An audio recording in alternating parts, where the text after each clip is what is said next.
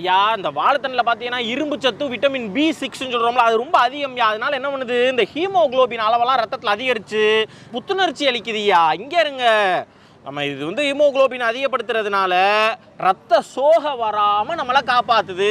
அதுக்கப்புறம் முக்கியமாக இந்த சிறுநீர் பாதை இருக்குல்ல, நம்ம சாப்பிட்ற சாப்பாடெல்லாம் கழிவாக சிறுநீர் வழியாக தானே போகுது.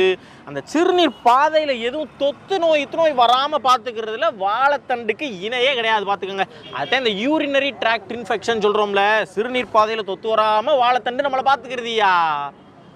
இப்போ நிறைய பேர் இந்த காலத்தில் இந்த அசிடிட்டியால் பாதிக்கப்படுறாங்கல்ல, இந்த அமிலத்தன்மைலாம் உடம்புல அதிகமாக இருக்கனால அவங்களுக்கு பூரா வாழைத்தண்டு அம்புட்டு நல்லது.